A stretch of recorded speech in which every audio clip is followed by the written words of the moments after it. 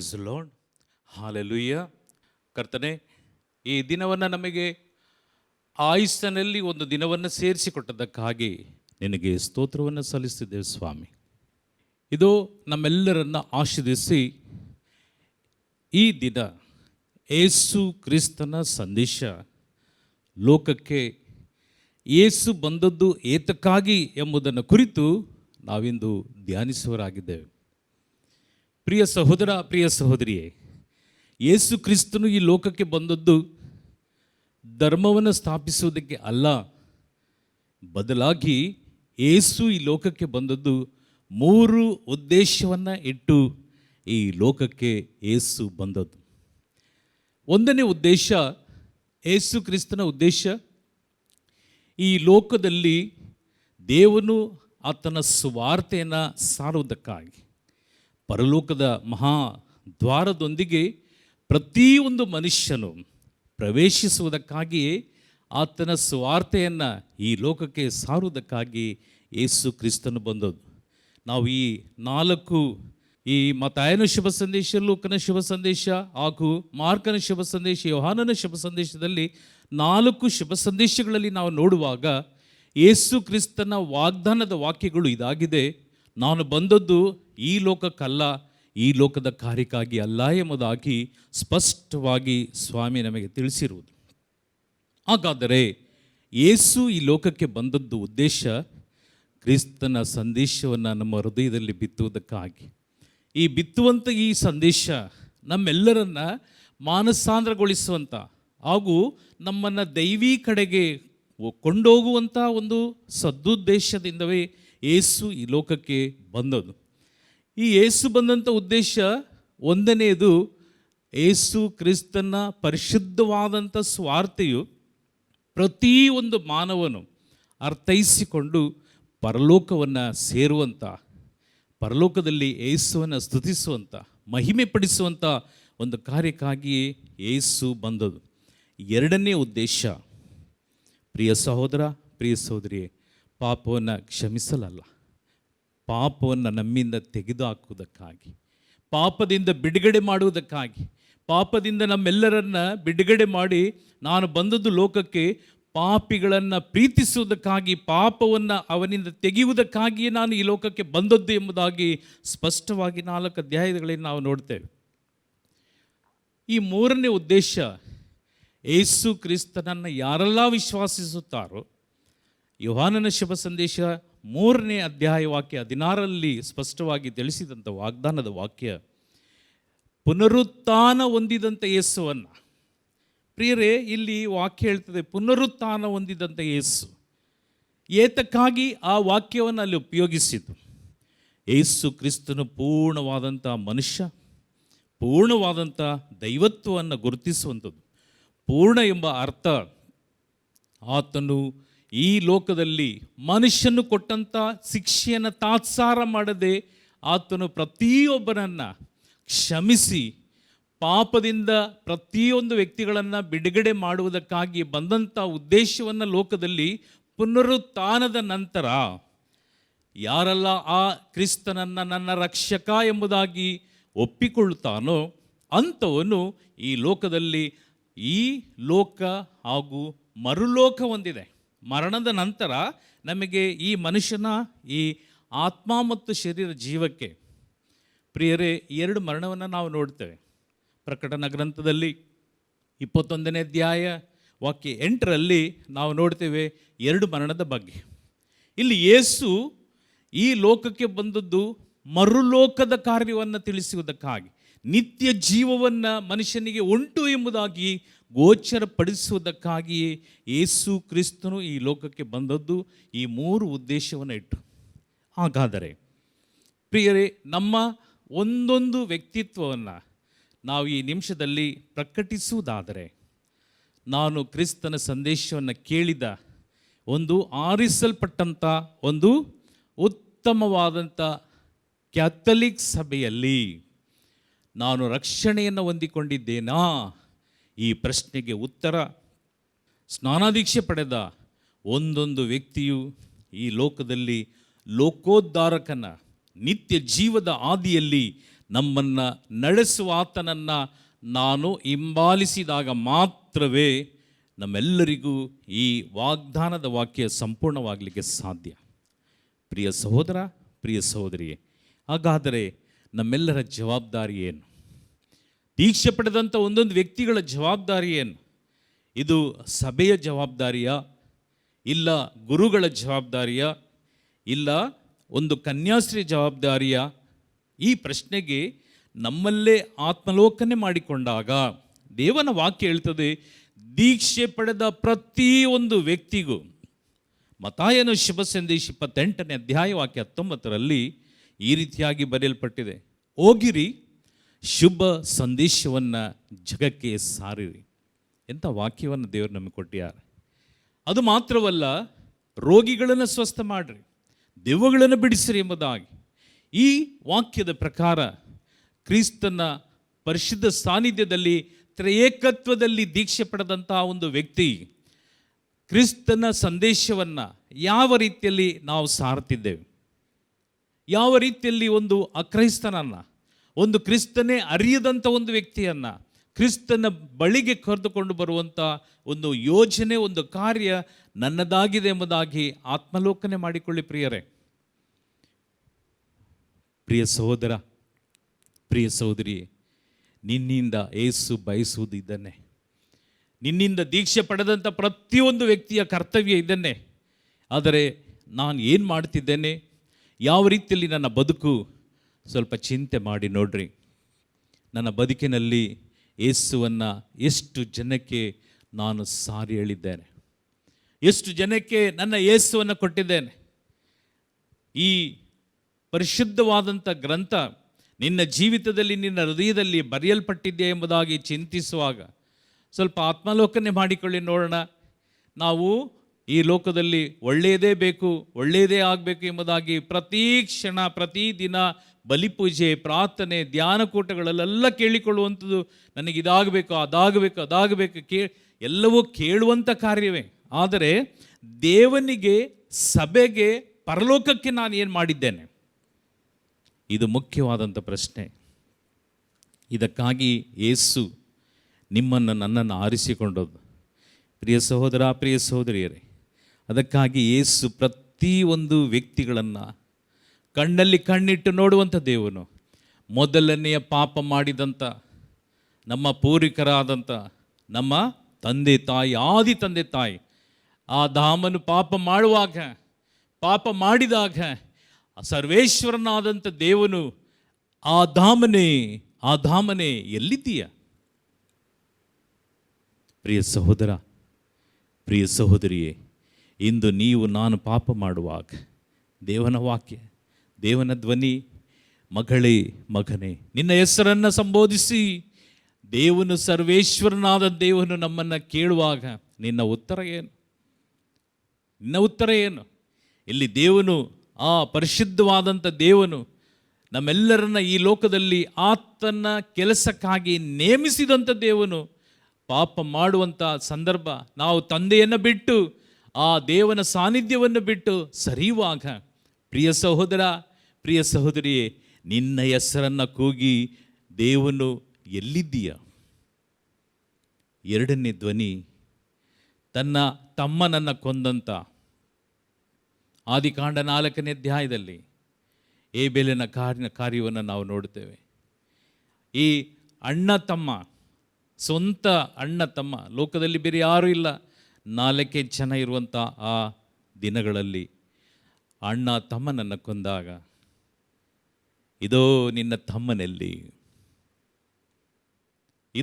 ತಮ್ಮನಲ್ಲಿ ಎಂಬುದಾಗಿ ಕೇಳುವಾಗ, ಪ್ರಿಯ ಸಹೋದರ, ಪ್ರಿಯ ಸಹೋದರಿ, ನಮ್ಮನ್ನು, ನಿನ್ನನ್ನು ಕೇಳುವಂಥ ದೇವನ ಸ್ವರ, ಇದೋ ನಿನಗೆ ಜವಾಬ್ದಾರಿಯಾಗಿ ಕೊಟ್ಟಂಥ ನಿನ್ನ ಹೆಂಡತಿ, ಇದೋ ನಿನಗೆ ಜವಾಬ್ದಾರಿಯಾಗಿ ಕೊಟ್ಟಂಥ ನಿನ್ನ ಗಂಡ, ನಿನಗೆ ದಾನವಾಗಿ ನಾನು ಕೊಟ್ಟಂಥ ಮಕ್ಕಳು ಪಾಪದಲ್ಲೂ ಲೋಕದ ನಾನಾ ರೀತಿಯ ಆಮೇಶಗಳಿಗೆ ಬಿದ್ದಾಗ, ಮಗನೇ, ಮಗಳೇ, ನಿನ್ನನ್ನು ದೇವನು ಕೂಗುವ ಸ್ವರ, ನೀನು ಎಲ್ಲಿದ್ದೀಯ? ನಿನ್ನ ತಮ್ಮನಲ್ಲಿ, ನಿನ್ನ ಹೆಂಡತಿಯಲ್ಲಿ, ನಿನ್ನ ಗಂಡನಲ್ಲಿ, ನಿನ್ನ ಮಕ್ಕಳಲ್ಲಿ? ಈ ಸ್ವರಕ್ಕೆ, ಈ ವಾಕ್ಯಕ್ಕೆ ನೀನು ಲೆಕ್ಕವನ್ನು ಒಪ್ಪಿಸುವಂಥ ದಿನ ಇರ್ತದೆ. ಅದಕ್ಕಾಗಿಯೇ ಈ ಲೋಕದಲ್ಲಿ ಯೇಸು ಬಂದದ್ದು ಅದ್ಭುತಕ್ಕಾಗಿ ಅಲ್ಲ. ಯೇಸು ಈ ಲೋಕದಲ್ಲಿ 3 ವರ್ಷಗಳ ಕಾಲ ಬಹಿರಂಗವಾಗಿ ಪ್ರಸಂಗ ಮಾಡಿದಾಗ ಅದು ಅನೇಕ ಅದ್ಭುತಗಳನ್ನು ಮಾಡಿದರು. ಸತ್ತ ಲಾಜರಿಗೆ ಮರುಜೀವವನ್ನು ಕೊಟ್ಟಂಥ ದೇವನು, ಕುಂಟರಿಗೂ ಕುರುಡರಿಗೂ ಹಾಗೂ ಕಣ್ಣಿಲ್ಲದವರಿಗೂ ನಾನಾ ರೀತಿಯಲ್ಲಿ ಅದ್ಭುತವನ್ನು, ಲೆಕ್ಕ ಇಲ್ಲದಂಥ ಅದ್ಭುತವನ್ನು ಮಾಡುವಾಗ ದೇವನಿಗೆ ಸಂತೋಷ ಆಗಲಿಲ್ಲ. ಬದಲಾಗಿ ಸಮಾರಿತ ಸ್ತ್ರೀ, ನಾವು ಯೋಹಾನನ ಶುಭ ಸಂದೇಶದಲ್ಲಿ ನಾವು ನೋಡುವಾಗ ಒಂದೇ ಒಂದು ಹೆಂಗಸನ್ನು ಯೇಸು ಹುಡುಕೊಂಡು ಹೋಗಿದ್ದು. ಆಕೆ ದಣಿದು ಮಧ್ಯಾಹ್ನ ಜಾವ ಉರಿ ಬಿಸಿನಲ್ಲಿ ಬರುವಾಗ ಯೇಸುವಿಗೆ ಗೊತ್ತಿತ್ತು ಈ ಬಾವಿಯಲ್ಲಿ ನೀರು ಸೇದಲಿಕ್ಕೆ ಒಬ್ಬ ಆಕೆ ಬರ್ತಾಳೆ ಎಂಬುದಾಗಿ. ಪಾಪದಲ್ಲಿರುವಂಥ, ನಾನಾ ಪ್ರಶ್ನೆಯಲ್ಲಿ ಮುಳುಗಿದಂಥ ಆ ಸಮಾರಿತ ಸ್ತ್ರೀಯ ಹೃದಯವನ್ನು ಬಲ್ಲವನು ದೇವನು. ಆಕೆಯನ್ನು ಸಂಧಿಸುವುದಕ್ಕಾಗಿ ಪ್ರಿಯ ಸಹೋದರ, ಪ್ರಿಯ ಸಹೋದರಿ, ಯೇಸುವಿನ ಹಿಂದೆ ಸಾವಿರಾರು ಜನ ಓಡಾಡಿದಂಥ, ನಡೆದಂಥ, ಅದ್ಭುತಗಳನ್ನು ಪಡೆದಂಥ ಆ ಯೇಸು ಹುಡುಕಿ ಬಂದದ್ದು ಒಂದೇ ಒಂದು ಮಹಿಳೆಯನ್ನು. ಚಿಂತೆ ಮಾಡಿ, ಯೇಸುವಿಗೆ ನಿನ್ನ ಮೇಲೆ, ನನ್ನ ಮೇಲೆ ಎಷ್ಟು ಅಕ್ಕರೆ ಇರಬಹುದು ಎಂಬುದಾಗಿ ವಾಕ್ಯಗಳನ್ನು ಓದುವಾಗ ಪ್ರಿಯ ಸಹೋದರ, ಪ್ರಿಯ ಸಹೋದರಿಯೇ, ಗ್ರಹಿಸು ವಾಕ್ಯವನ್ನು. ಪರಿಶುದ್ಧ ಆತ್ಮನ ಅಭಿಷೇಕದಲ್ಲಿ ನೀನು ಬೆಳೆಯುವುದಕ್ಕಾಗಿಯೇ ಯೇಸು ಕ್ರಿಸ್ತನು ನಮಗೆ ಕೊಟ್ಟಂಥ ಒಂದು ದೊಡ್ಡ ಕೊಡುಗೆ ಪರಿಶುದ್ಧವಾದಂಥ ಆತ್ಮ, ಯೇಸು ಕ್ರಿಸ್ತನ ಆತ್ಮ. ಅದಕ್ಕಾಗಿಯೇ ಆ ಪರಿಶುದ್ಧ ಸಾನ್ನಿಧ್ಯವನ್ನು ಬಿಟ್ಟು ಲೋಕಕ್ಕೆ ಮನುಷ್ಯನಾಗಿ ಅವತರಿಸಿ ಈ ಲೋಕದಲ್ಲಿ ಮನುಷ್ಯ ಕೊಟ್ಟಂಥ ಶಿಕ್ಷೆಯನ್ನು ತಾತ್ಸಾರ ಮಾಡದೆ ಶಿಲುಬೆಯ ಮರಣದಲ್ಲಿ ಘೋರವಾದಂಥ ಯಾತನೆಯನ್ನು ಅನುಭವಿಸಿದಂಥ ಯೇಸು ನಮ್ಮೆಲ್ಲರಿಗೂ ಬಿಟ್ಟು ಹೋದದ್ದು, ಇದೋ ನಾನು ನಿಮಗೆ ಅನಾಥನಾಗಿ ಬಿಡುವುದಿಲ್ಲ, ಒಂದು ಪೋಷಕನನ್ನು ಕಳಿಸ್ತೇನೆಂಬುದಾಗಿ. ಆ ಪೋಷಕನೇ ಪರಿಶುದ್ಧವಾದ ಆತ್ಮ. ಇಂದು ನನ್ನ ಜೀವಿತದಲ್ಲಿ ನಾವೇನು ಮಾಡ್ತಿದ್ದೇವೆ?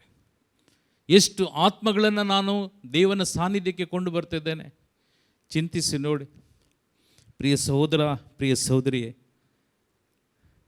ನನಗೆ ಜ್ಞಾಪಕ ಇದೆ, ನಾನು ಕೆಲಸಕ್ಕೆ ಸೇರಿ 1 ವರ್ಷದಲ್ಲಿ ಈ ಡಿವೈನ್ ಧ್ಯಾನ ಮಂದಿರಕ್ಕೆ ಬಂದದ್ದು. ಈ ಡಿವೈನ್ ಧ್ಯಾನ ಮಂದಿರ ಆಗ ಕೇವಲ 100ರಿಂದ 200 ಜನಕ್ಕೆ ಮಾತ್ರ, ಅದು ಮಲಯಾಳಂ ಭಾಷೆಯಲ್ಲಿ. ಪ್ರಿಯ ಸಹೋದರ, ಪ್ರಿಯ ಸಹೋದರಿಯೇ, ನನಗೆ ಮಲಯಾಳಂ ಚೆನ್ನಾಗಿ ಗೊತ್ತು. ಆ ಸಮಯದಲ್ಲಿ ನನಗೆ ಒಂದು ಮಲಯಾಳಂ ಕುಟುಂಬದವರು ನನ್ನನ್ನು ಇಲ್ಲಿ ಕರ್ಕೊಂಡು ಬಂದದ್ದು. ಆಗ ನನಗೆ ವಯಸ್ಸು 20. ಆ ದಿನ ಈ ಡಿವೈನ್ ಧ್ಯಾನ ಮಂದಿರ ಅದು ಒಂದು ಆಸ್ಪತ್ರೆ. ಆ ಆಸ್ಪತ್ರೆಯಲ್ಲಿ ಲಾಸಾಗಿ ಮಾರಿ ಹೋಗಿದ್ದು. ಅದು ಪೋಟಾಶ್ರಮದವರು ಅದನ್ನು ಖರೀದಿಗೆ ತೆಗೆದುಕೊಂಡಿದ್ದು. ಆ ಸಮಯದಲ್ಲಿ ಜಾಗ ಇಲ್ಲ, ಕೇವಲ 200 ಜನಕ್ಕೆ. ಅದು ಕಷ್ಟಪಟ್ಟು ಮಲಗ್ಬೋದು ಅಷ್ಟೇ. ಪ್ರಿಯರೇ, ನಾನು ಮಲಗಿದ್ದು ಎಕ್ಸ್ರೇ ಮಿಷನ್ ಮೇಲೆ. ನನಗೆ ಇವತ್ತು ಒಳ್ಳೆ ಜ್ಞಾಪಕ ಇದೆ.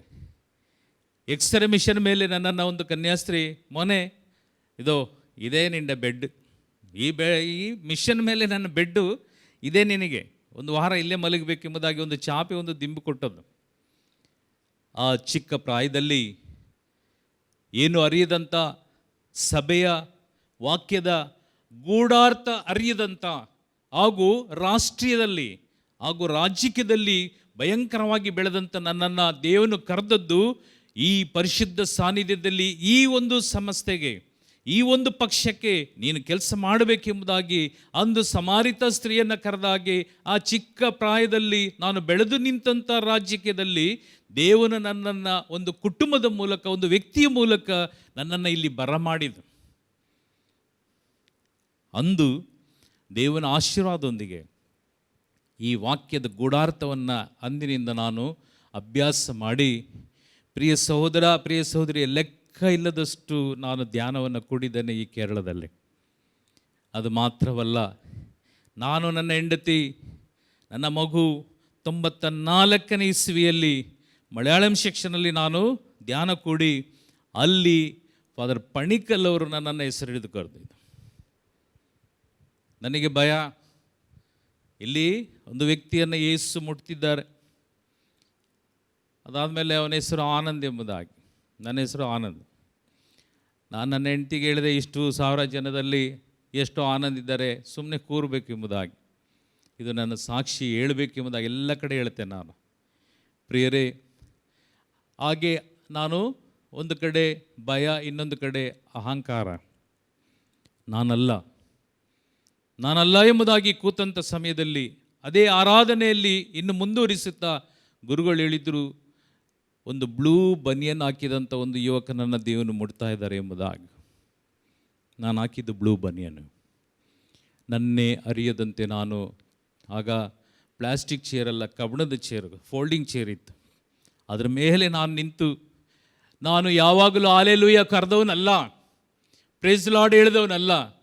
ನಾವು ನಮಸ್ತೆ ಹೇಳ್ತಿದ್ವಿ, ಅದಾದಮೇಲೆ ಸ್ತೋತ್ರ ಹೇಳ್ತಿದ್ವಿ ಅಷ್ಟೇ.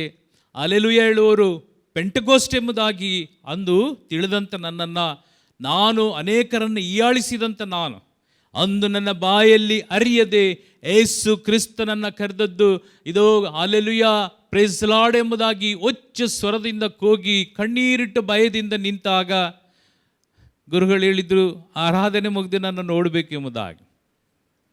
ಪ್ರಿಯ ಸಹೋದರ, ಪ್ರಿಯ ಸಹೋದರಿಯರೇ, ನಾನು ನನ್ನ ಹೆಂಡತಿ ಗುರುಗಳನ್ನು ನೋಡಲಿಕ್ಕೆ ಹೋದಾಗ ಅವರನ್ನು ಆಶೀರ್ವದಿಸಿ, ನಿನ್ನ ಮೂಲಕ ಅನೇಕ ಆತ್ಮಗಳನ್ನು ಕೊಂಡು ಬರುವಂಥ ಸಾಧನೆಗಾಗಿ ನಿನ್ನನ್ನು ಕರ್ಕೊಂಡು ಬಂದಿದ್ದಾರೆ.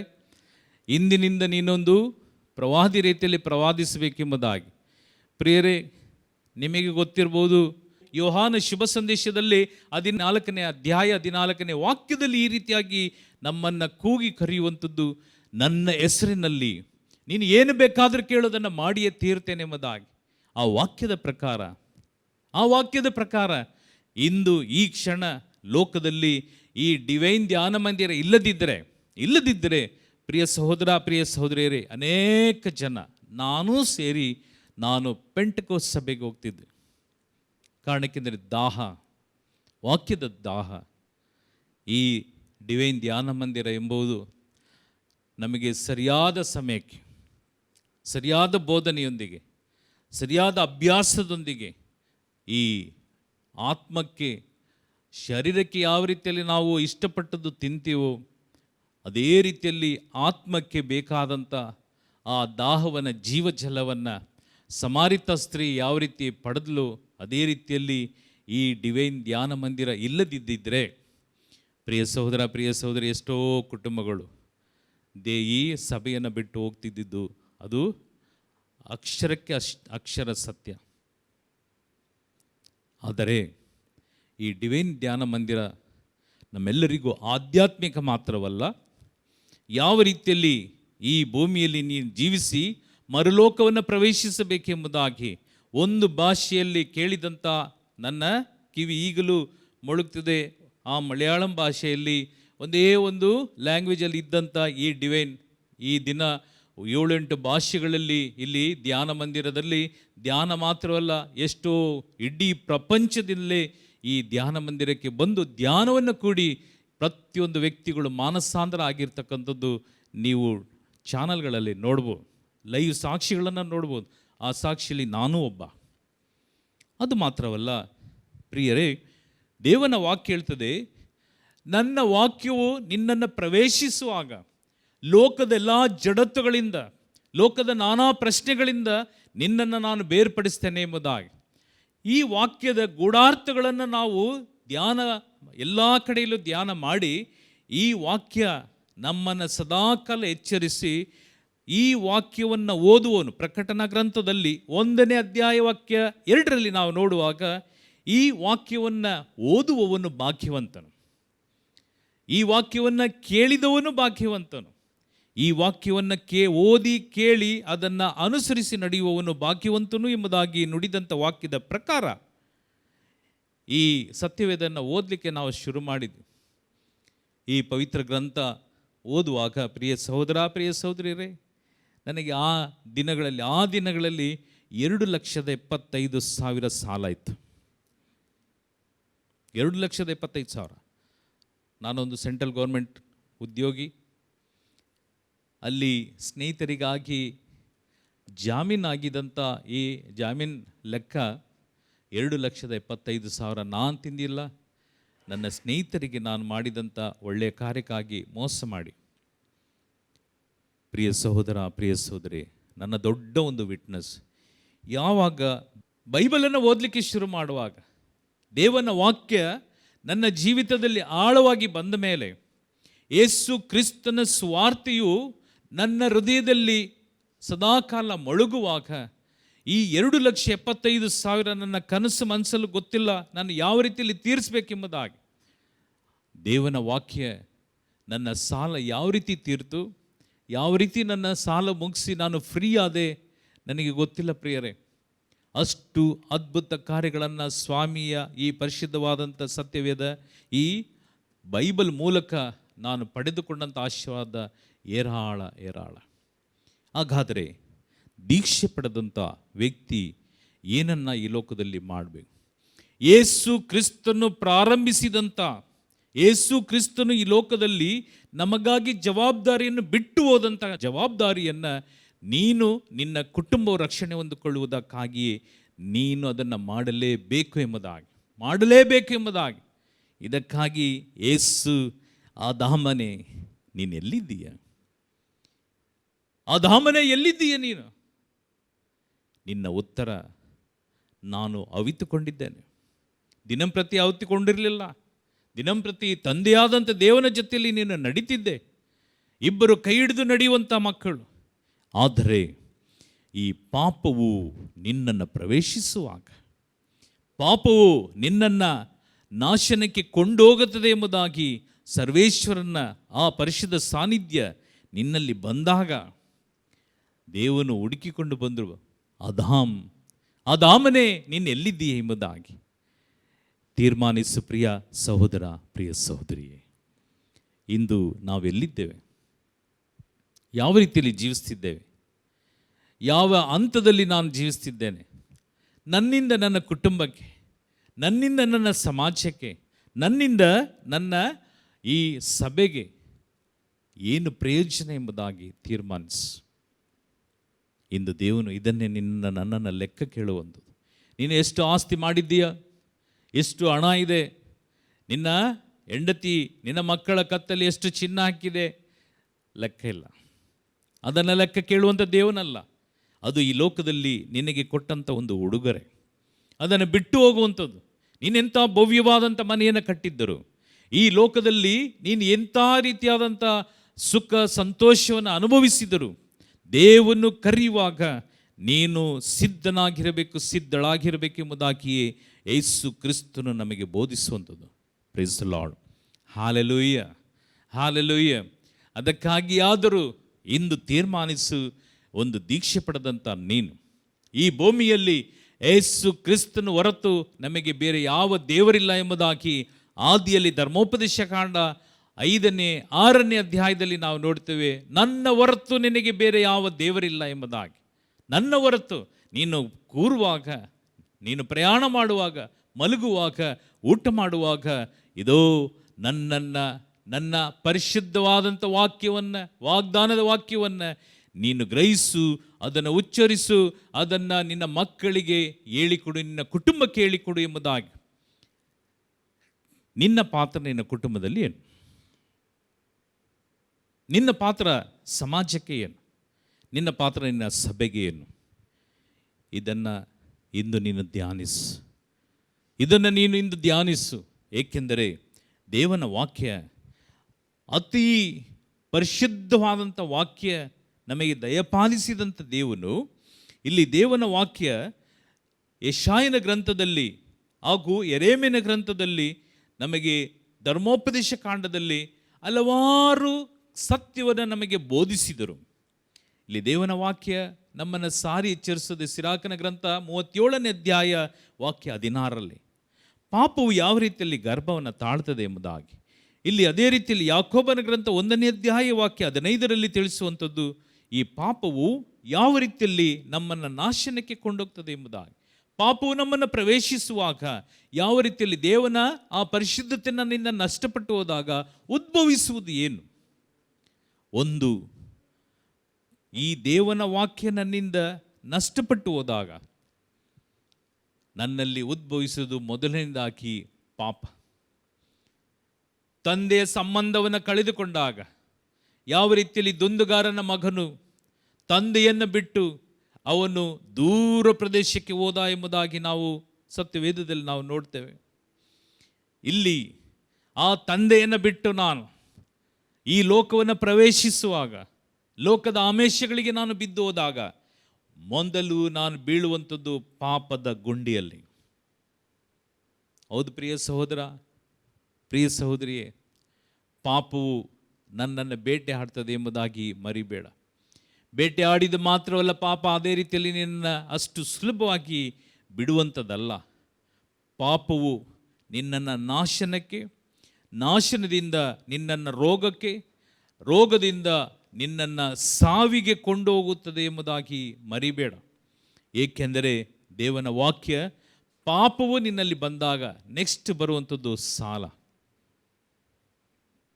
ದುಂದುಗಾರನ ಮಗ ತನ್ನ ತಂದೆಯಿಂದ ಕೇಳಿದ್ದು ನನ್ನ ಪಾಲನ್ನು ಕೊಡು ಎಂಬುದಾಗಿ. ಆ ಪಾಲನ್ನು ತೆಗೆದುಕೊಂಡು ದುಂದು ವೆಚ್ಚ ಮಾಡಿ ಅವನು ಹಣ ಇಲ್ಲದೆ ಊಟ ಇಲ್ಲದೆ ನಾರುವಂಥ ಬಟ್ಟೆ, ನಾರುವಂಥ ಅವನ ಜೀವನ ಎಲ್ಲವನ್ನ ಅವನು ನೋಡಿದಾಗ ಅವನು ಪಾಪದಲ್ಲಿ ಮುಳುಗಿ ಅದಾದ ಮೇಲೆ ಅವನು ಸಾಲ ಮಾಡಿದ್ದಾನೋ ಅದು ಬರೆದಿಲ್ಲ. ಆದರೆ ತಿನ್ನಲಿಕ್ಕೆ ಗತಿ ಇಲ್ಲದಂತೆ ಅವನು ಹಂದಿಯನ್ನು ಕಾಯುವುದಕ್ಕಾಗಿ, ಹಂದಿಯನ್ನು ಮೇಯಿಸುವುದಕ್ಕಾಗಿ ಬಂದಂಥ ವ್ಯಕ್ತಿ. ಇಲ್ಲಿ ಮೂರನೇದು ದೇವನ ಸಂಕಲ್ಪ, ದೇವನ ಆಶೀರ್ವಾದ ನಮ್ಮಿಂದ ಸಂಪೂರ್ಣ ನಷ್ಟಪಟ್ಟು ಹೋಗಿ ನಾವು ದುಷ್ಟಾತ್ಮದ ಸಂಬಂಧದೊಂದಿಗೆ ಜೀವಿಸುವಂಥ ವ್ಯಕ್ತಿ ಆಗ್ತದೆ. ದೇವನನ್ನು ಬಿಟ್ಟು ನಾನು ಜೀವಿಸುವಾಗ ನಾಲ್ಕನೆಯದು ಒಂದು ಕರೆ ಎಂಬುದಾಗಿ. ಮೊದಲು ಪಾಪ, ಸಾಲ ಹಾಗೂ ದೈವತ್ವದಿಂದ ನಷ್ಟಪಟ್ಟು ಹೋಗುವಂಥದ್ದು. ನಾಲ್ಕನೇದು ಕರೆ. ಬಟ್ಟೆಗೆ ಏನಾದರೂ ಕರೆ ಆಗ್ತದಲ್ಲ, ಅದು ದೈವ ಕರೆ ಅಲ್ಲ, ಕರೆ ಆಗ್ತಕ್ಕಂಥದ್ದು. ಏನಾದರೂ ಕುಡಿದು ಕಾಫಿನೋ ಟೀನೋ ನಮ್ಮ ಬಿಳಿ ಬಟ್ಟೆಗೆ ಆದಾಗ ಆ ಕರೆ. ಇದು ದೇವನಿಂದ ನಮ್ಮನ್ನು ಬೇರ್ಪಡಿಸುವಂಥದ್ದು. ದೇವನ ಆ ಆಶೀರ್ವಾದ ನಾನು ಪಡೆಯದೇ ಜೀವಿಸುವಂಥದ್ದು. ಆ ಸಮಯದಲ್ಲಿ ಪ್ರಿಯರೇ, ಅನೇಕ ವ್ಯಕ್ತಿಗಳು ಈ ಸಾಲದಿಂದ, ಈ ಪಾಪದಿಂದ, ಕುಡಿತದಿಂದ, ವ್ಯಭಿಚಾರದಿಂದ ಎಷ್ಟು ಕುಟುಂಬಗಳು ಆತ್ಮಹತ್ಯೆ, ಎಷ್ಟು ಕುಟುಂಬಗಳು ನಷ್ಟಪಟ್ಟು ಹೋಗಿರ್ತಕ್ಕಂಥದ್ದು ನಾವು ಕಣ್ಣಾರೆ ನೋಡ್ತೇವೆ. ಪತ್ರಿಕೆಗಳಲ್ಲಿ, ಮಾಧ್ಯಮಗಳಲ್ಲಿ, ಟಿ ವಿಗಳಲ್ಲಿ ಹಾಗೂ ಈಗ ಮೊಬೈಲ್ಗಳಲ್ಲಿ ನಾವು ನೋಡ್ಬೋದು. ತೀರ್ಮಾನಿಸು, ನಿನ್ನ ಬದುಕು ಎಲ್ಲಿ ಬಂದು ನಿಂತಿದೆ ಎಂಬುದಾಗಿ. ನಿನ್ನ ಬದುಕು ಯಾವ ರೀತಿಯಲ್ಲಿ ನೀನು ದೇವನಿಗೆ ಒಪ್ಪಿಸಿಕೊಟ್ಟಿದ್ದೀಯ. ದೀಕ್ಷೆ ಪಡೆದಂಥ ನೀನು, ಈ 3 ನಿಯಮ ದೇವನು ನನಗೆ ಕೊಟ್ಟದ್ದು. ಈ ದೀಕ್ಷೆಯ ಮೂಲ ಉದ್ದೇಶ, ಯೇಸು ಕ್ರಿಸ್ತನು ನಮಗೆ ಕೊಟ್ಟದ್ದು ಸ್ನಾನ ದೀಕ್ಷೆ ಮೂಲಕ ಜನ್ಮ ಪಾಪವು ಕಳೆಯುವಂಥದ್ದು. ಈ ಜನ್ಮ ಪಾಪವು ನಮ್ಮಿಂದ ಕಳೆದಾಗ ಎರಡನೇ ವರದಾನ, ನಾನು ಒಂದು ಸಭೆಗೆ ಅಂಗವಾಗಿ, ನಾನು ಒಂದು ಸಭೆಯಲ್ಲಿ ಒಂದು ವ್ಯಕ್ತಿಯಾಗಿ ನಾನು ಲೋಕದಲ್ಲಿ ನನ್ನನ್ನೇ ಪರಿಚಯಿಸಿಕೊಳ್ಳುವಂಥ ಎರಡನೇ ಆಶೀರ್ವಾದ. ಮೂರನೇದು, ನಾನು ದೇವನ ಮಗನಾಗಿ ಜೀವಿಸುವಂಥದ್ದು. ಈ 3 ಕಾರ್ಯವನ್ನು ಸ್ನಾನದೀಕ್ಷೆಯಲ್ಲಿ ಪಡೆಯುವಂಥದ್ದು. ಹಾಗಾದರೆ ಈ ಸ್ನಾನಾದೀಕ್ಷೆ ಪಡೆದ ಮೇಲೆ ದೇವನ ವಾಕ್ಯ ಹೇಳ್ತದೆ, ನಾನು ಆತ್ಮವನ್ನು ಗೆಲ್ಲುವಂಥ, ರೋಮಾಪುರದವರಿಗೆ ಬರೆದ ಪತ್ರ 1ನೇ ಅಧ್ಯಾಯ ವಾಕ್ಯ 14ರಲ್ಲಿ ಹಾಗೂ 2ನೇ ಕೊರಿಂಥದವರಿಗೆ ಬರೆದ ಪತ್ರ ನಾವು 5ನೇ ಅಧ್ಯಾಯ ವಾಕ್ಯ 10 ಮತ್ತು 11ರಲ್ಲಿ ನಾವು ನೋಡುವಂಥದ್ದು ಆತ್ಮವನ್ನು ಗೆಲ್ಲುವಂಥ ಕಾರ್ಯ. ಯೇಸು ಬಂದದ್ದು ಆತ್ಮ ಸಂರಕ್ಷಣೆಗಾಗಿ. ಯೇಸು ಬಂದದ್ದು ಈ ಲೋಕಕ್ಕೆ ನಿನ್ನ ಆತ್ಮವನ್ನು ದೇವನ ಪರಿಶುದ್ಧ ಸಾನ್ನಿಧ್ಯಕ್ಕೆ ಒಪ್ಪಿಸಿಕೊಡುವುದಕ್ಕಾಗಿ. ಅದಕ್ಕಾಗಿಯೇ ಯೇಸು ಪುನರುತ್ಥಾನ ಹೊಂದಿದ ಮೇಲೆ ಅಲ್ಲಿ ಯಾರನ್ನು ಮುಟ್ಟಿಸಿಕೊಳ್ಳಿಲ್ಲ. ಮರಿಯಾನನ ಮುಟ್ಟಬೇಡ, ಅಲ್ಲಿ ತನಕ ನಾವು ಯೇಸು ಸ್ವಾಮಿ ಸಾಯುವ ಮುನ್ನ ಆಕೆಯು ಮಗ್ದಳ ಮರಿಯಳು ಯೇಸುವಿನ ಮಗ್ಗಲಲ್ಲೇ ಕುಳಿತು ಆಕೆ ಯೇಸುವಿನ ಪಾದವನ್ನು ತನ್ನ ಕಣ್ಣೀರಿನಲ್ಲಿ ತೊಳೆದು ಅವಳ ತಲೆಗೂದಿನಲ್ಲಿ ಒರೆಸಿದಂಥ ಆ ಕಾರ್ಯವನ್ನು ನಾವು ನೋಡ್ತೀವಿ. ಆದರೆ ಯೇಸು ಪುನರುತ್ಥಾನ ಹೊಂದಿದ ಮೇಲೆ ಅಲ್ಲಿ ನನ್ನ ಮುಟ್ಟಬೇಡ ಎಂಬುದಾಗಿ ಕಾರಣವಾದರೇನು ಪ್ರಿಯರೇ? ಕಾರಣ ಯೇಸು ಕ್ರಿಸ್ತನು ಈ ಲೋಕಕ್ಕೆ ಬಂದು ನಮ್ಮೆಲ್ಲರಿಗೂ ತಂದೆಯ ಚಿತ್ತವನ್ನು ನೆರವೇರಿಸಿದಂಥ ದೇವನು ಆತನ ರಕ್ತವನ್ನು ತೆಗೆದು ತನ್ನ ತಂದೆಗೆ ಒಪ್ಪಿಸುವಂಥ ಆ ನಿಮಿಷದವರೆಗೂ ಆತನು ನನ್ನನ್ನು ಮುಟ್ಟಬೇಡ ಎಂಬುದಾಗಿ ಹೇಳಿದಂಥ ವಾಕ್ಯ ನಾವು ಗಲಾತ್ಯದಲ್ಲಿ ನಾವು ನೋಡ್ತೇವೆ. ದೇವನು ತನ್ನ ಸ್ವಂತ ರಕ್ತವನ್ನು ತೆಗೆದು ಆ ತಂದೆಯ ಬಳಿಯಲ್ಲಿ ಇದೋ ನೀವು ಹೇಳಿದಂತೆ ಎಲ್ಲವನ್ನು ನಾನು ಮುಗಿಸಿದ್ದೇನೆ ಎಂಬುದಾಗಿ ಪುನರುತ್ಥಾನ ಹೊಂದಿ ಯೇಸು ಕ್ರಿಸ್ತನು ತನ್ನ ತಂದೆಯ ಪರಿಶುದ್ಧ ಸಾನ್ನಿಧ್ಯದಲ್ಲಿ ಒಪ್ಪಿಸಿದಂಥ ಕಾರ್ಯವೇ ಸಂಪೂರ್ಣದ ಅರ್ಥ. ಪ್ರಿಯರೇ, ಇಂದು ನೀವು ನಾನು ಈ ಭೂಮಿಯಲ್ಲಿ ಯಾವ ರೀತಿಯಲ್ಲಿ ಜೀವಿಸ್ತಿದ್ದೇವೆ? ಸಣ್ಣ ಸಣ್ಣ ವಿಷಯಕ್ಕೆ ಜಗಳ, ಸಣ್ಣ ವಿಷಯದಲ್ಲಿ ದೇವನನ್ನು ತಿರಸ್ಕರಿಸಿ ಹೋಗುವಂಥ ಜನ ಎಷ್ಟು, ಸಭೆಯನ್ನು ತಿರಸ್ಕರಿಸಿ ಹೋಗುವಂಥ ಜನ ಎಷ್ಟು.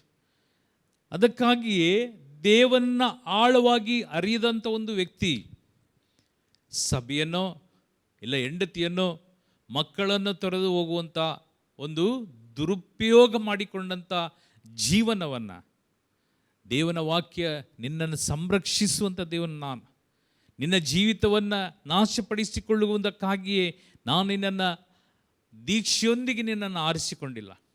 ದೀಕ್ಷೆಯೊಂದಿಗೆ ನಿನ್ನನ್ನು ಆರಿಸಿಕೊಂಡದ್ದು ನೀನು ಈ ಲೋಕವನ್ನು ಗೆಲ್ಲಬೇಕು ಎಂಬುದಾಗಿ, ಸಹನೆ ಉಳ್ಳವನಾಗಬೇಕೆಂಬುದಾಗಿ.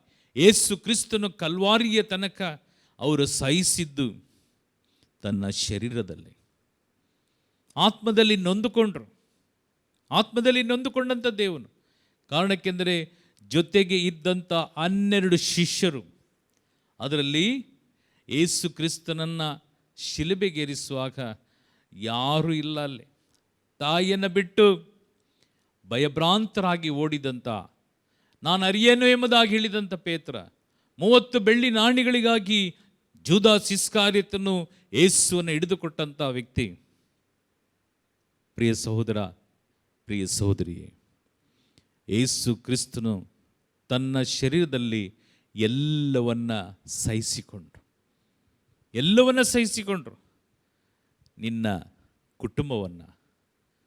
ನಿನ್ನ ಕುಟುಂಬದ ಎಲ್ಲ ಕಾರ್ಯಗಳನ್ನು ಯೇಸು ಸಹಿಸಿಕೊಳ್ಳುವುದಕ್ಕಾಗಿಯೇ ಈ ಲೋಕದಲ್ಲಿ ನಿನ್ನನ್ನು ಆರಿಸಿಕೊಂಡಿದ್ದಾರೆ. ಹಾಗಾದರೆ ನಿನ್ನ ಪಾತ್ರ ಏನು? ಏತಕ್ಕಾಗಿ ನೀನು ಯೇಸುವನ್ನು ಪ್ರೀತಿಸಲಿಕ್ಕೆ ಸಾಧ್ಯ ಇಲ್ಲ?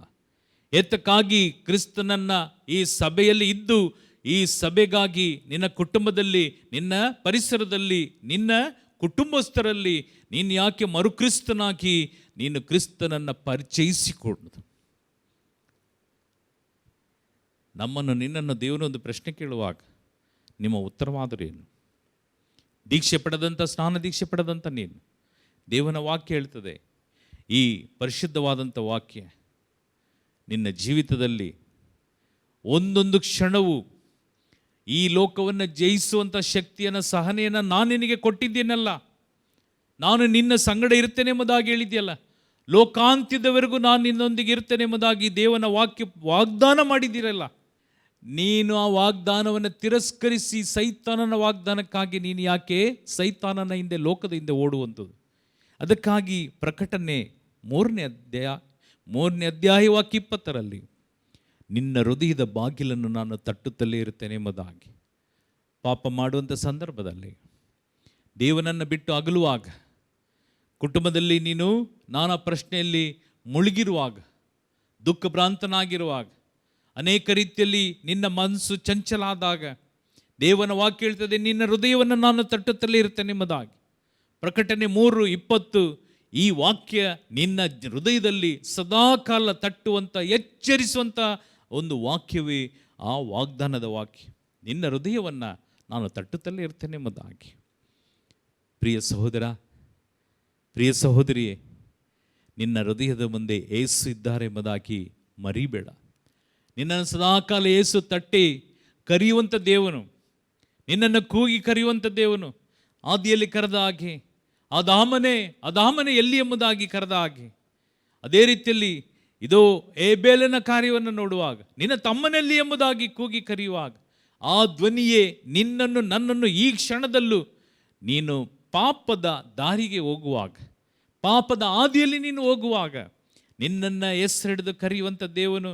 ಅದಕ್ಕಾಗಿಯೇ ಪ್ರಕಟಣಾ ಗ್ರಂಥದಲ್ಲಿ 3ನೇ ಅಧ್ಯಾಯ ವಾಕ್ಯ 20ರಲ್ಲಿ, ನಿನ್ನ ಹೃದಯದ ಬಾಗಿಲನ್ನು ನಾನು ತಟ್ಟುತ್ತಲೇ ಇರ್ತೇನೆ, ನೀನು ತೆರೆದದ್ದೇ ಆದಲ್ಲಿ ನಿನ್ನಲ್ಲಿ ನಾನು ಬಂದು ತಂಗುತ್ತೇನೆ ಎಂಬುದಾಗಿ. ಇಂದು ತೀರ್ಮಾನಿಸು, ನಾನು ನನ್ನ ಯೇಸು ಜೊತೆಯಲ್ಲಿ, ನಾನು ನನ್ನ ಸರ್ವೇಶ್ವರನ ಜೊತೆಯಲ್ಲಿ, ನಾನು ಸದಾಕಾಲ ಇಟರ್ನಲ್ ಲೈಫ್, ನನ್ನ ಬದುಕು ಮುಂದಿನ ದಿನದಲ್ಲಿ ನಾನು ಮರಣದ ನಂತರ ನಾನು ಪರಿಶುದ್ಧವಾದಂಥ ದೈವ ಸಾನ್ನಿಧ್ಯದಲ್ಲಿ ಯುಗ ಯುಗ ಯುಗಾಂತರಕ್ಕೂ ಜೀವಿಸುವಂಥ ಒಂದು ಬದುಕು ನನಗೆ ಬೇಕಾದಲ್ಲಿ ನಿನ್ನ ಹೃದಯವನ್ನು ತೆರೆ. ಪ್ರಿಯರೇ, ದೇವನ ವಾಕ್ಯ ನಮ್ಮನ್ನು ಸಾರಿ ಕರೆಯುವಾಗ ನಿನ್ನ ಕೆಟ್ಟ ಮನಸ್ಥಿತಿ, ಕ್ಷಮಿಸದಂಥ ಮನಸ್ಥಿತಿ, ಪ್ರೀತಿಸಿದಂಥ ಹೃದಯ, ದ್ವೇಷಿಸುವಂಥ ನಿನ್ನ ಹೃದಯ, ಸದಾಕಾಲ ನಿನ್ನ ಕಣ್ಣು ಕೆಟ್ಟದ್ದನ್ನೇ ನೋಡುವ, ಕೆಟ್ಟದ್ದನ್ನೇ ಚಿಂತಿಸುವ, ಕೆಟ್ಟದ್ದನ್ನೇ ಗ್ರಹಿಸಿ ಅದನ್ನು ಮಾಡುವ ನಿನ್ನ ಶರೀರಕ್ಕೆ ಇಂದು ದೇವನ ವಾಕ್ಯ ಹೇಳ್ತದೆ, ಅದರಿಂದ ಹೊರಗೆ ಬಾ ಎಂಬುದಾಗಿ, ಅದರಿಂದ ನೀನು ಹೊರಗೆ ಬಾ ಎಂಬುದಾಗಿ. ನೀನು ದಿನಂಪ್ರತಿ ನಿನ್ನ ಬಲಿಪೂಜೆ ನೀನು ಸಮರ್ಪಿಸುವಂಥ ಗುರುಗಳೊಂದಿಗೆ ಸಭೆಯಲ್ಲಿ ಶ್ರೇಷ್ಠವಾದಂಥ ಬಲಿ, ಆ ಬಲಿಯಲ್ಲಿ ನಿನ್ನ ಕುಟುಂಬದ ಅಗತ್ಯಗಳಿಗಾಗಿ ಒಪ್ಪಿಸುವಂಥ ಬಲಿಯಲ್ಲಿ ನೀನು ಪ್ರವೇಶಿಸಿದ್ಯಾ ಕೇಳಿಕೊ.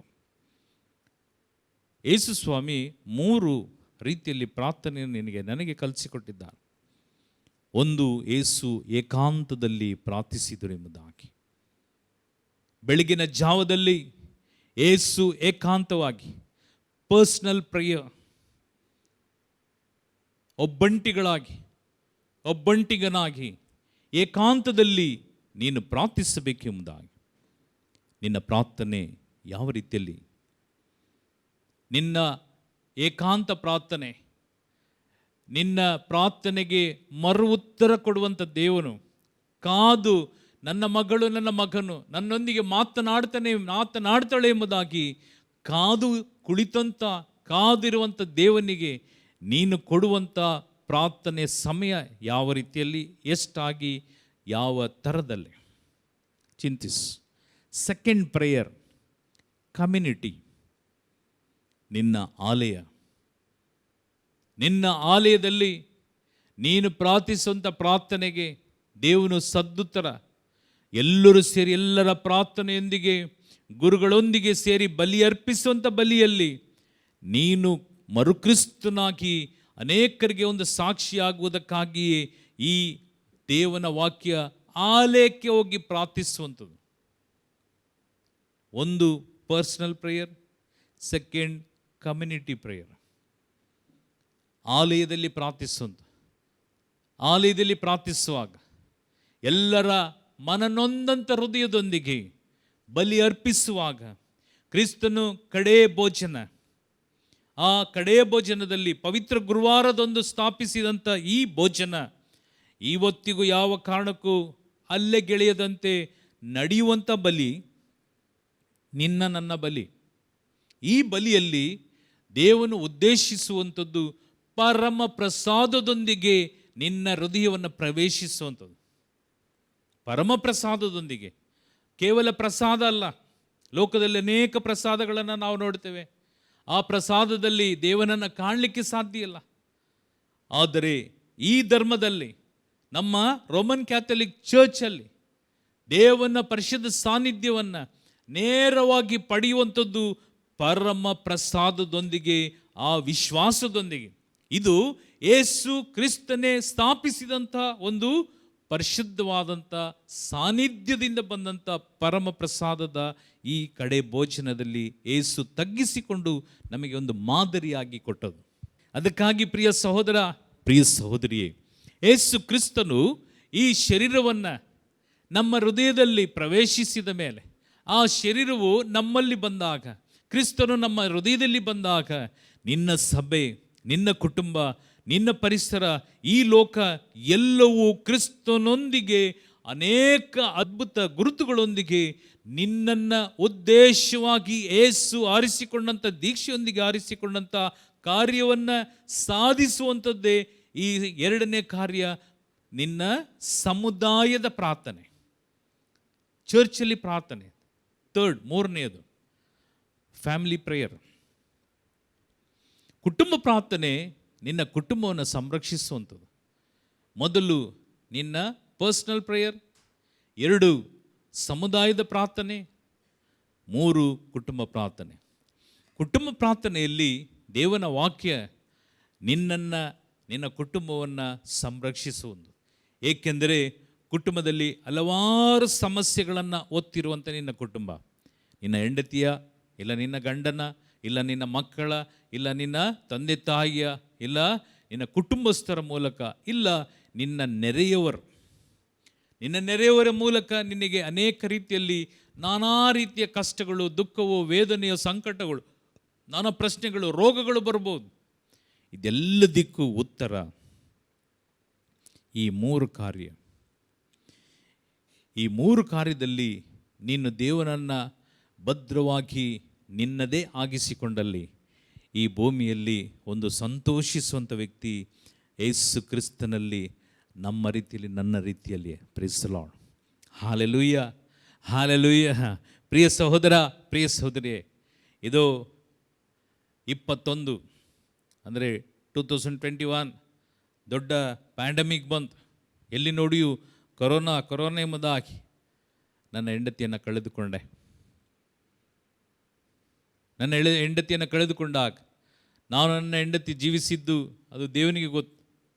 ಅಷ್ಟು ಸಂತೋಷವಾಗಿ ದೇವನ ಸುವಾರ್ತೆಯನ್ನು ಸಾರಿ, ಹಾಗೂ ನಾವು ಫಾದರ್ಗೆ ಯಾವಾಗಲೂ ಹೇಳ್ತಿದ್ವಿ, ನನ್ನನ್ನು ಡಿವೈನ್ಗೆ ಆಗಲೇ ಕರಿತಿದ್ರು. ನಾವು ಹೇಳಿದ್ವಿ, ಈಗೆಲ್ಲ ಫಾದರ್ ನಾವು ಬರ್ತೀವಿ ಎಂಬುದಾಗಿ ಫಾದರ್ ಜೋಸಫ್ ಆಣೀಂದ್ರ ನಿಲ್ಲಿದ್ದರು. ಅವ್ರು ಯಾವಾಗಲೂ ಕರೆಯೋರು, ಈಗಲೂ ಮಂಗಳೂರಿಗೂ ಕರಿತಿದ್ರು.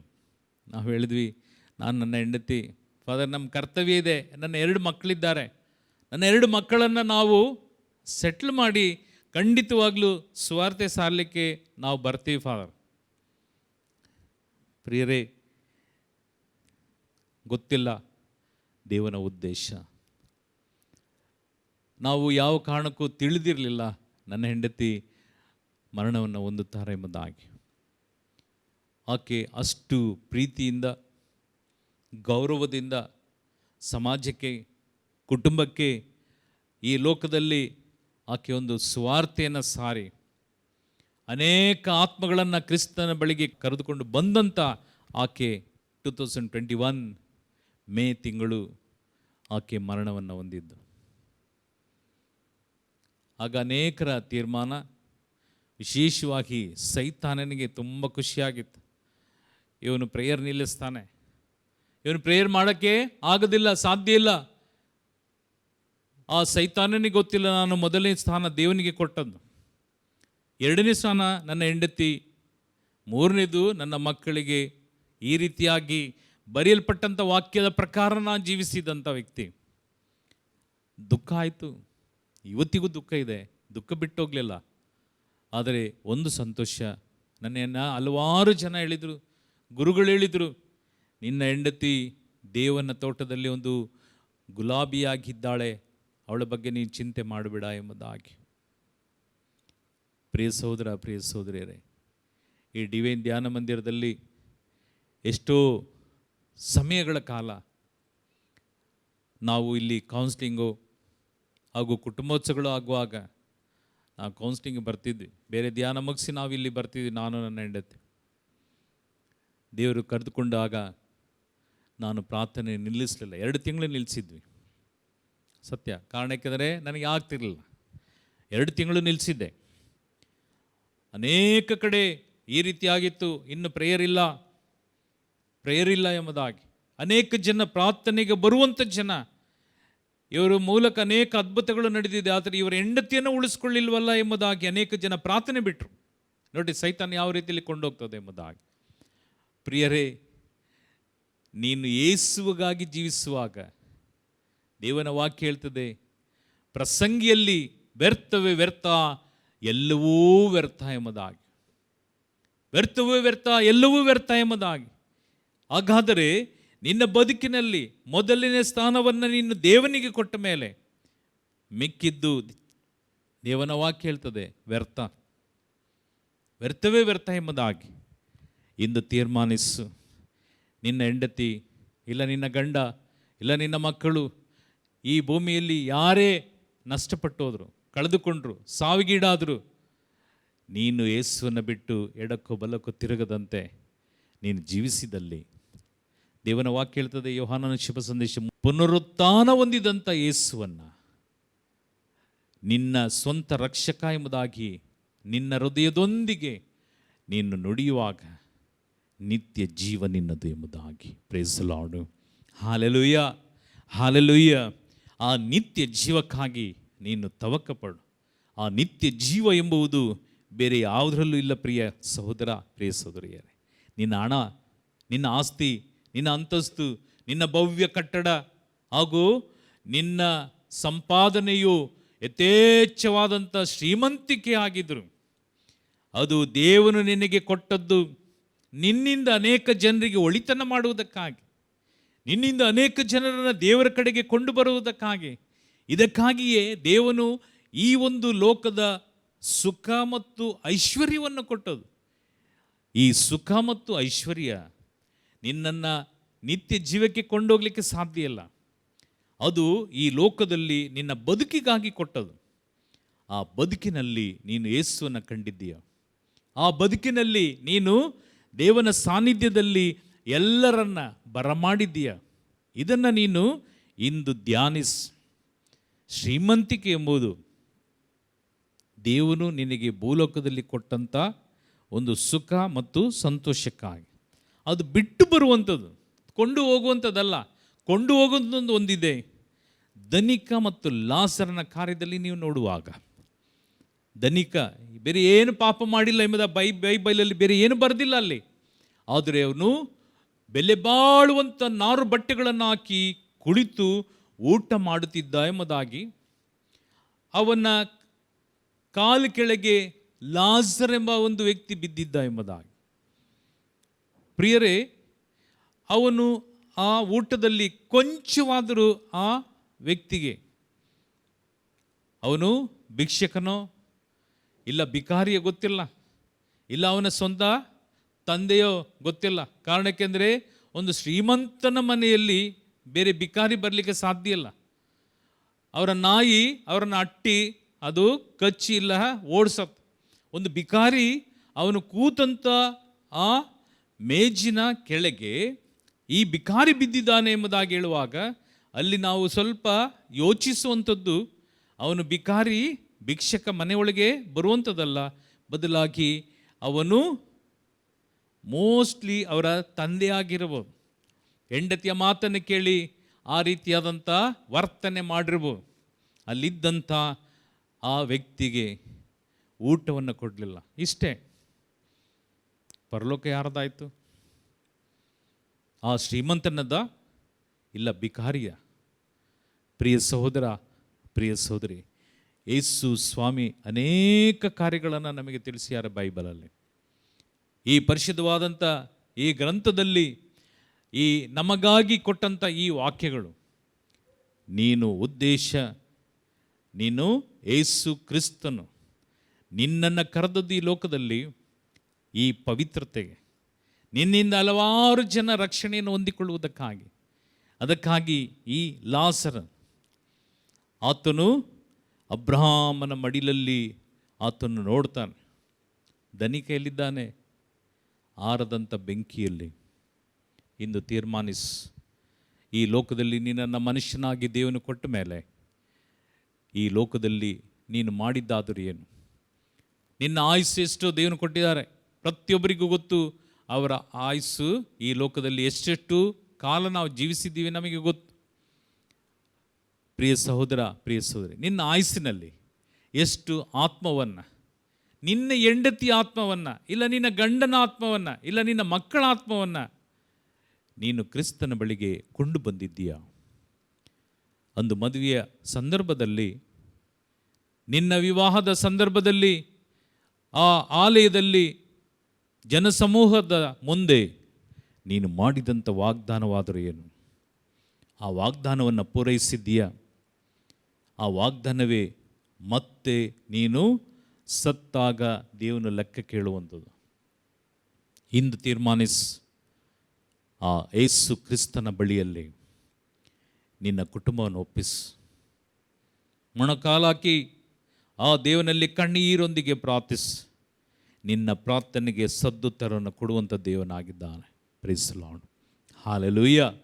ಈ ಸದ್ದುತ್ತರ ನಿನ್ನ ಕುಟುಂಬವನ್ನು ರಕ್ಷಿಸುವಂಥದ್ದು. ನಿನ್ನ ವೈಯಕ್ತಿಕ ಜೀವಿತವನ್ನು ದೇವನು ಶುದ್ಧತೆಗೆ ಕೊಂಡು ಹೋಗುವಂಥದ್ದು. ಅದಕ್ಕಾಗಿಯೇ ಪ್ರಕಟಣಾ ಗ್ರಂಥ 21ನೇ ಅಧ್ಯಾಯ ವಾಕ್ಯ 7ರಲ್ಲಿ ಜಯಶಾಲಿ ಹೊಂದುವವನು ಇದಕ್ಕೆಲ್ಲದಕ್ಕೂ ಬಾಧ್ಯನು ಎಂಬುದಾಗಿ ದೇವನ ವಾಕ್ಯ. ಇದೆಲ್ಲದಕ್ಕೂ ಅಂದರೆ ಇಡೀ ಈ ಸತ್ಯವೇದ, ಈ ಬೈಬಲಿಗೆ ಬಾಧ್ಯಸ್ಥನು ಏನು? ಜಯಶಾಲಿ ಆಗುವನು. ಇಡೀ ಬೈಬಲ್ ನಮಗೆ ಮಾನಸಾಂತರ ಪಡಿಸೋದಿಲ್ಲ. ಒಂದೇ ಒಂದು ವಾಕ್ಯ, ಒಂದೇ ಒಂದು ವಾಕ್ಯ. ಅಂದು ನಾನು ಸಹಸ್ರಾರು ಜನಗಳ ಮಧ್ಯದಲ್ಲಿ ಒಂದು ವಾರ ನಾನು ವಾಕ್ಯವನ್ನು ಕೇಳಿದ್ದೆ. ಒಂದು ವಾರದಲ್ಲಿ ನನಗೆ ಮುಟ್ಟಿದ್ದು ಒಂದೇ ಒಂದು ವಾಕ್ಯ, ಒಂದೇ ಒಂದು ವಾಕ್ಯ ನನ್ನ ಬದುಕನ್ನು ಬದಲಾಯಿಸಿದ್ದು. ಪ್ರಿಯ ಸಹೋದರ, ಪ್ರಿಯ ಸಹೋದರಿ, ಈ ಪರಿಶುದ್ಧವಾದಂಥ ಗ್ರಂಥ ನಿನಗೆ ನನಗೆ ಕೊಟ್ಟದ್ದು. ಅದನ್ನು ಎಂದಾದರೂ ತೆರೆದಿದ್ದೀಯಾ? ಅದನ್ನೆಂದಾದರೂ ಓದಿದ್ದೀಯಾ? ಈ ಭೂಮಿಯಲ್ಲಿ ಎಷ್ಟೋ ಓದಿರ್ತಕ್ಕಂಥ ಜನ, ಎಷ್ಟೋ ಜನ ಓದಿ ದೊಡ್ಡ ದೊಡ್ಡ ಸ್ಥಾನಮಾನಗಳಿರ್ತಕ್ಕಂಥ ಜನ, ನಿನ್ನ ಕೈಯಲ್ಲಿ ಈ ಚಿಕ್ಕ ಪುಟ್ಟ ಬೈಬಲನ್ನು ಹಿಡಿದು ಒಂದು ಸಲವಾದರೂ ಓದಿದ್ದೀಯಾ? ಧ್ಯಾನಿಸಿದ್ಯಾ? ಅದರ ಫಲವನ್ನು ನೀನು ಅನುಭವಿಸಿದ್ಯಾ? ಕೇಳಿಕೋ. ಏಕೆಂದರೆ ಯೇಸು ಕ್ರಿಸ್ತನು ಬರುವಾಗ, ಆತನ ಬರುವಣ ತುಂಬ ಹತ್ತಿರ ಇದೆ. ಆ ಸೆಕೆಂಡ್ ಕಮಿಂಗ್, ಯೇಸು ಕ್ರಿಸ್ತನ ಬರುವಣ, ನೀನು ಪ್ರತಿ ದಿನ ಪ್ರತಿ ಬಲಿಪೂಜೆಯಲ್ಲಿ ವಾಗ್ದಾನ ಮಾಡಿರ್ತಂಥ ವಾಗ್ದಾನವನ್ನು ನಿನಗೆ ಕೇಳುವಾಗ ನಿನ್ನ ಉತ್ತರವಾದರೇನು? ಯೇಸುವಿನ ಮರಣವನ್ನು ನಾನು ಸಾರ್ತೇನೆ, ಆತನು ಬರುವ ತನಕ ಪುನರುತ್ಥಾನ ಹೊಂದಿದಂಥ ಯೇಸುವಿನ ಮರಣವನ್ನು ಲೋಕಕ್ಕೆ ಸಾರ್ತೇನೆ ಎಂಬುದಾಗಿ ಸಾರಿ ಸಾರಿ ಬಲಿಪೂಜೆಯಲ್ಲಿ ಹೇಳುವಾಗ ನೀನು ಸಾರ್ತಿದ್ದೀಯಾ? ಕೇಳುಕು. ಆ ಕ್ಷಮೆಯೊಂದಿಗೆ, ಪ್ರೀತಿಯೊಂದಿಗೆ ನಿನ್ನ ಬದುಕನ್ನು ಯೇಸುವಿಗೆ ಒಪ್ಪಿಸಿಕೊಡು. ಆಗ ಮಾತ್ರ ದೇವನ ವಾಕ್ಯ ನಿನ್ನಲ್ಲಿ ಸಂಪೂರ್ಣ ಆಗಲಿಕ್ಕೆ ಸಾಧ್ಯ. ಈ ವಾಕ್ಯವನ್ನು ಧ್ಯಾನಿಸು, ಅದನ್ನು ಅಳವಡಿಸು ನಿನ್ನ ಜೀವಿತದಲ್ಲಿ. ಏಕೆಂದರೆ ಪ್ರಕಟಣಾ ಗ್ರಂಥದಲ್ಲಿ 1ನೇ ಅಧ್ಯಾಯ ವಾಕ್ಯ 2ರಲ್ಲಿ ಇದೋ ಇದನ್ನು ಓದುವವನು ಭಾಗ್ಯವಂತನು ಎಂಬುದಾಗಿ ಬರೆಯಲ್ಪಟ್ಟಿದೆ. ಶ್ರೀಮಂತನು ಭಾಗ್ಯವಂತನು ಎಂಬುದಾಗಿ ಬರೆಯಲ್ಪಟ್ಟಿಲ್ಲ. ಕಾರಿದ್ದವನು, ಎ ಸಿ ಕಾರು ಹಾಗೂ ದೊಡ್ಡ ಒಂದು ಕಟ್ಟಡ ಇದ್ದವನು, ಈ ಭೂಮಿಯಲ್ಲಿ ಅನೇಕ ಬ್ಯಾಂಕ್ ಬ್ಯಾಲೆನ್ಸ್ ಇದ್ದವನು, ಎಷ್ಟೋ KG ಚಿನ್ನ ಇದ್ದವನು ಭಾಗ್ಯವಂತನು ಎಂಬುದಾಗಿ ಬರೆಯಲ್ಪಟ್ಟಿಲ್ಲ. ಇದನ್ನು ಓದುವವನು ಭಾಗ್ಯವಂತನು ಎಂಬುದಾಗಿ, ಇದನ್ನು ಕೇಳಿದವನು ಭಾಗ್ಯವಂತನು ಎಂಬುದಾಗಿ, ಇದನ್ನು ಕೇಳಿ ಓದಿದ್ದವನು ಗ್ರಹಿಸಿಕೊಳ್ಳುವವನು ಭಾಗ್ಯವಂತನು ಎಂಬುದಾಗಿ ಹೇಳಿದೆ. ಅದಕ್ಕಾಗಿಯೇ ಯೇಸು ಕ್ರಿಸ್ತನು ಬೋಧಿಸಿದಂಥ ಈ ಬೋಧನೆ ನಿನ್ನ ಜೀವಿತದಲ್ಲಿ ಅಳವಡಿಸು. ಅದನ್ನು ನಿನ್ನ ಜೀವಿತದಲ್ಲಿ ಅಡಿಸ್ಥಾನವಾದಂಥ ಕ್ರಿಸ್ತನ ಸಂದೇಶವನ್ನು ನಿನ್ನದಾಗಿಸಿಕೊ. ಆಗ ಮಾತ್ರವೇ ದೇವನು ನಿನ್ನನ್ನು, ನಿನ್ನ ಕುಟುಂಬವನ್ನು ರಕ್ಷಿಸಲು, ಅದು ಮಾತ್ರವಲ್ಲ ನಿನ್ನ ಸಮುದಾಯವು ರಕ್ಷಿಸಲ್ಪಡ್ತದೆ. Price the lord. ಆ ಸಮುದಾಯಕ್ಕಾಗಿ ನೀನು ಶ್ರಮಿಸು. ಏಕೆಂದರೆ ಕ್ರಿಸ್ತನ ಬರುವಣದಲ್ಲಿ ನಿನ್ನನ್ನು, ನನ್ನನ್ನು ಲೆಕ್ಕ ಕೇಳುವಾಗ ಆ ಲೆಕ್ಕಕ್ಕೆ ಒಪ್ಪಿಸಲು ನೀನು ತಯಾರಾಗಿರು. ಅದಕ್ಕಾಗಿಯೇ ಪ್ರಿಯ ಸಹೋದರ, ಪ್ರಿಯ ಸಹೋದರಿಯರೇ, ಇದೋ ಈ ಅವಕಾಶವನ್ನು ಕಳೆದುಕೊಳ್ಬೇಡ. ನಿನ್ನಿಂದ ಆಗುವಂಥ ಒಳ್ಳೆಯ ಕಾರ್ಯವನ್ನು, ಕೆಟ್ಟದನ್ನು ಮಾಡಬೇಡ, ಒಳ್ಳೆಯದನ್ನು ಮಾಡು, ಒಳಿತನ ಬಯಸು. ಯೇಸು ನಮ್ಮೆಲ್ಲರನ್ನು ಅನುಗ್ರಹಿಸಲಿ. ದೇವರು ನಮ್ಮೆಲ್ಲರನ್ನ ಆಶೀರ್ವದಿಸಲಿ. ದೇವರು ನಮ್ಮೆಲ್ಲರನ್ನ, ನಮ್ಮ ಬದುಕನ್ನು ಕ್ರಿಸ್ತನ ಕಡೆಗೆ ಕೊಂಡೋಗುವಂಥ ಬದುಕಾಗಿ ಮಾರ್ಪಡಲಿ. ಪ್ರಾರ್ಥಿಸೋಣ. ಪರಿಶುದ್ಧ ದೇವನೇ, ನಮ್ಮೆಲ್ಲರನ್ನ ಅನುಗ್ರಹಿಸು ಸ್ವಾಮಿ. ಇದೋ ನಿನ್ನ ವಾಕ್ಯ ನನ್ನ ಜೀವಿತದಲ್ಲಿ ಮಾರ್ಪಡಿಸಿದ ಹಾಗೆ ಪ್ರತಿಯೊಂದು ಪಾಪಿಯನ್ನು, ನಾನು ಒಂದು ಅಯೋಗ್ಯನು, ಲೆಕ್ಕಕ್ಕೆ ಗಣನೆಗೆ ಬರದೇ ಇರ್ತಕ್ಕಂಥ ನನ್ನನ್ನು ಆರಿಸಿಕೊಂಡಿದ್ದೀರಿ. ನಾನು ಒಳ್ಳೆಯ ವಿದ್ಯಾವಂತನಲ್ಲ ಕರ್ತನೇ, ಆದರೂ ಸಹ ನೀವು ನನ್ನನ್ನು, ಈ ಪಾಪಿಯನ್ನು, ಅಯೋಗ್ಯನನ್ನು ಆರಿಸಿಕೊಂಡಾಗಿ ಪ್ರತಿಯೊಂದು ವ್ಯಕ್ತಿಗಳ ಹೃದಯವನ್ನು ಸ್ಪರ್ಶಿಸಿ ಒಬ್ಬೊಬ್ಬರನ್ನು ಅನುಗ್ರಹಿಸು, ಆಶೀರ್ವದಿಸು. ಇದೋ ನಿನ್ನ ಕೃಪೆ, ನಿನ್ನ ಆಶೀರ್ವಾದ, ನಿನ್ನ ಬರವಣದಲ್ಲಿ ನಾವೆಲ್ಲರೂ ಎತ್ತಲ್ಪಡುವಂಥ ಮಕ್ಕಳಾಗಿಯೂ ಅಂತ್ಯದಿನದಲ್ಲಿ ನಿನ್ನನ್ನು ಮುಖಾಮುಖಿಯಾಗಿ ಸಂಧಿಸುವಂಥ ಭಾಗ್ಯವನ್ನು ನಮ್ಮೆಲ್ಲರಿಗೂ ಕರುಣಿಸು. ಯೇಸು ಕ್ರಿಸ್ತನ ಮಧುರ ನಾಮದಲ್ಲಿ ನಮ್ಮೆಲ್ಲರನ್ನ ಒಪ್ಪಿಸಿ ಪ್ರಾರ್ಥಿಸುತ್ತಿದ್ದೇವೆ ಜೀವದ ಒಡೆಯನೇ, ಆಮೇನ್.